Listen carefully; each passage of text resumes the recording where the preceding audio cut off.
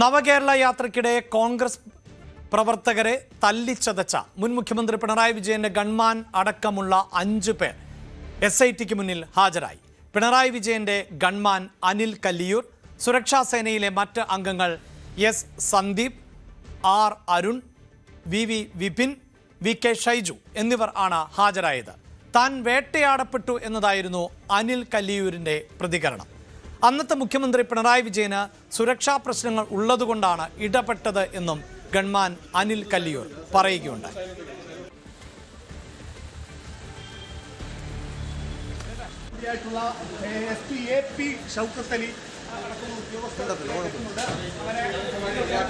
പാർട്ടിയുടെ വിശദാംശങ്ങളുമായി ശരണ്യ സ്നേഹജൻ ആണ് ചേരുന്നത്. ശരണ്യ, നേരത്തെ കോടതി മുൻകൂർ ജാമ്യം കൂടി അനുവദിച്ചൊരു പശ്ചാത്തലമുണ്ട്. അതുകൊണ്ട് അറസ്റ്റ് ചെയ്താലും വിട്ടയക്കപ്പെടും എന്നത് ഉറപ്പാണ്. ആ ഒരു പശ്ചാത്തലത്തിൽ കൂടിയാണ് SITക്ക് മുന്നിൽ ഈ ഉദ്യോഗസ്ഥർ ഹാജരായത്. അഭിലാഷ്, കഴിഞ്ഞ ദിവസം ആലപ്പുഴ ജില്ലാ കോടതി ഇവരുടെ ജാമ്യം പരിഗണിച്ചുകൊണ്ട് അനിൽ കല്ലിയൂർ ഉൾപ്പെടെയുള്ള ആളുകൾക്ക് ഈ KC പ്രവർത്തകരെ മർദ്ദിച്ച സംഭവത്തിൽ ജാമ്യം മുൻകൂർ അനുവദിച്ചിരുന്നു. അതിന് പിന്നാലെയാണ് ഇപ്പോൾ സുരക്ഷാ ഉദ്യോഗസ്ഥർ ഇത്തരത്തിൽ ചോദ്യം ചെയ്യലിന് ഹാജരായിരിക്കുന്നത്. ജാമ്യ ഹർജിയിൽ കോടതി ഉത്തരവ് പ്രകാരം 11-ാം തീയതി മുതൽ ഇത്തരത്തിൽ ചോദ്യം ചെയ്യലിന് ഹാജരാകണം എന്നുള്ള നിർദ്ദേശം നൽകിയിട്ടുണ്ടായിരുന്നു.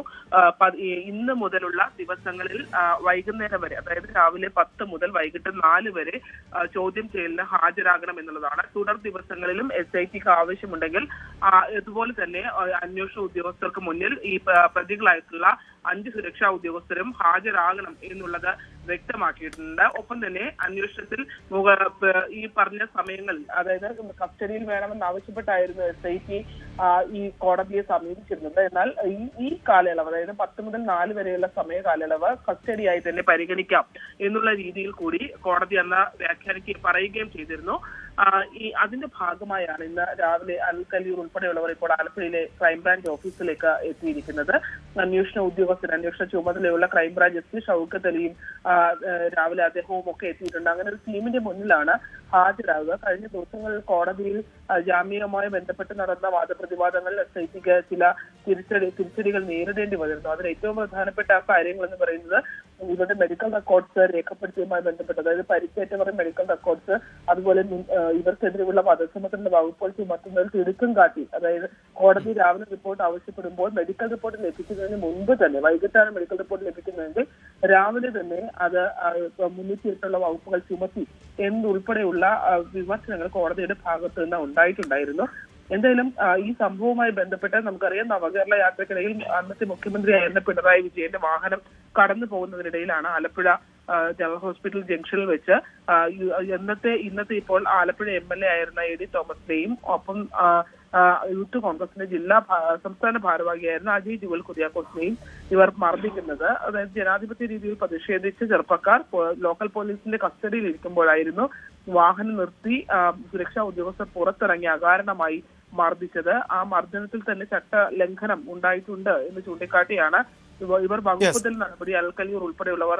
തീർച്ചയായും അവിടെ ശരണ്യ നേരത്തെ സൂചിപ്പിക്കുന്ന പോലെ മുൻകൂർ ജാമ്യാപേക്ഷ പരിഗണിച്ച ഘട്ടത്തിൽ SITക്ക് കോടതിയുടെ ഭാഗത്ത് നിന്ന് വിമർശനങ്ങൾ ഉണ്ടായിരുന്നു. അതിലേറ്റവും പ്രധാനം ഈ തലയ്ക്ക് ബോധപൂർവം അടിച്ചു, കൊല ചെയ്യപ്പെടുന്ന തരത്തിൽ അല്ലെങ്കിൽ മരണകാരണമാകുന്ന തരത്തിൽ മർദ്ദിച്ചു എന്നതിന്റെ തെളിവുകൾ എവിടെ എന്നതൊക്കെയാണ്.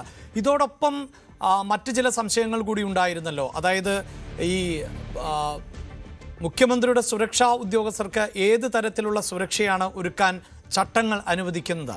അവരുടെ കയ്യിൽ ഉപയോഗിക്കാവുന്ന ലാത്തി, അതിന് തന്നെ മാനദണ്ഡങ്ങളുണ്ട്. അങ്ങനെയുള്ള ഒരു ലാത്തി അല്ല ഉപയോഗിച്ചത് എന്നറിയുന്നു.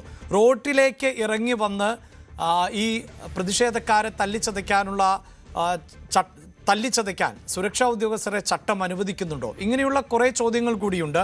അതിനും ഉത്തരങ്ങൾ നൽകേണ്ടതായി വരില്ലേ അന്വേഷണ സംഘത്തിലേക്ക് SITക്ക് മുന്നിൽ ഇവർ എത്തുമ്പോൾ?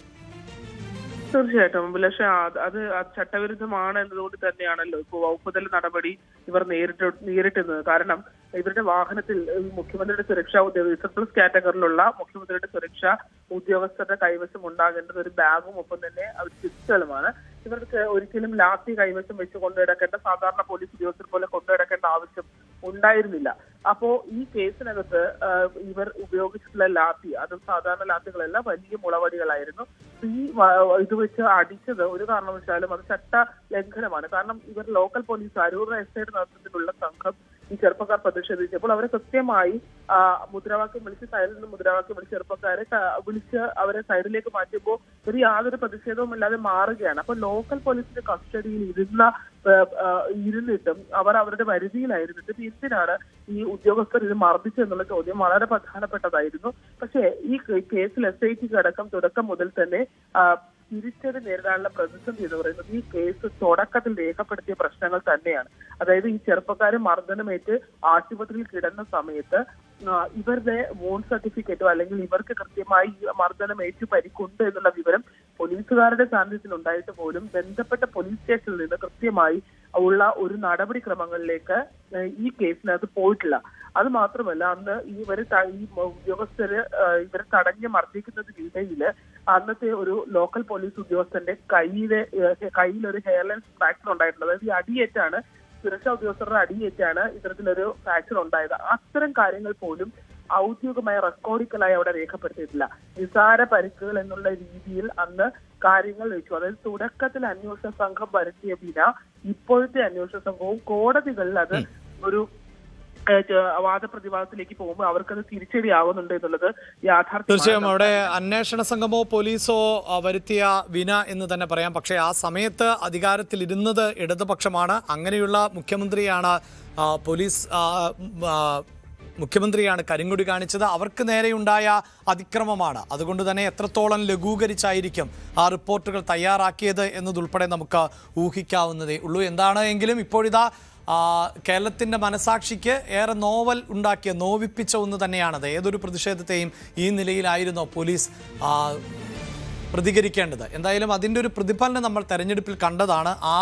അടിയേറ്റ AD തോമസ് ഇപ്പോൾ നിയമസഭയിൽ അംഗമാണ് എന്നതാണ്. രക്ഷാപ്രവർത്തനത്തിന് കേരളത്തിന് പൊതുസമൂഹം നൽകിയൊരു മറുപടിയായി പോയിട്ടുണ്ട് ഈ തെരഞ്ഞെടുപ്പ് എന്നൊക്കെ പാർട്ടിയും തിരിച്ചറിയുന്ന സമയമാണ്. പക്ഷേ ഇനി അതിൽ എന്ത് നിയമ നടപടികളാണ് ഉണ്ടാകാൻ പോകുന്നത് എന്നതാണ് അറിയേണ്ടത്. കൂടുതൽ വാർത്തകൾക്ക് News 18 Keralam YouTube channel subscribe ചെയ്യുക.